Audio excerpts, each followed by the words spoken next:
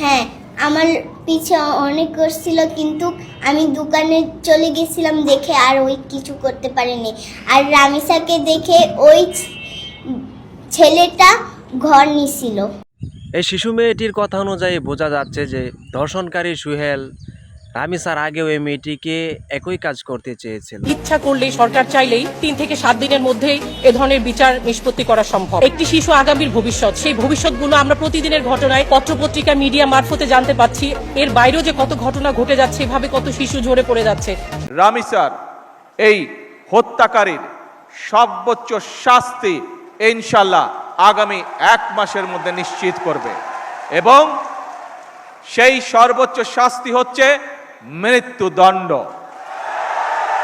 লিঙ্গটা কাইটা তার লবণ দেখ, মরিচ দেখ, লেবুর রস দেখ দিয়া তাকে শাস্তি দিয়া এমন ভাবে শাস্তি দেখ যে জিন্দিগানিতে এইরকম কাজ করার সাহস কোনো মানুষ না পায়। বড় আপুর কথা অনুযায়ী আপনাদের মতামতটি কমেন্ট করে জানাবেন। মাননীয় প্রধানমন্ত্রী, 7 বছরের শিশুকে ধর্ষণ করা হয়, অত্যন্ত পরিতাপের বিষয়।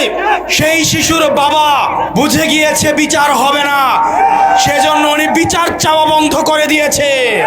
3 দিন হয়েছে ওকে আমি কিচ্ছু খাওয়াতে পারছি না, ও আমার কোলেও আসবে না, আমার কোলে শুয়ে থাকে। দেখেন মিনি, বাবা, ও মিনি, আমার বাবা, আমার বাবা। আমি চাইছে বলবে বাবা বাবা বাবা বাবা, আমার বাবা। অবাক করা একটি বিষয়, অবু যে বিড়ালটি রামিসাকে না পাওয়ায় 2-3 দিন ধরে খাওয়া দাওয়া ছেড়ে দিয়েছে বললেন রামিসার বাবা। হ্যালো ভিউয়ার্স, এমন আপডেট খবর পেতে আমার চ্যানেলটিকে সাবস্ক্রাইব করে পাশে থাকুন। ধন্যবাদ।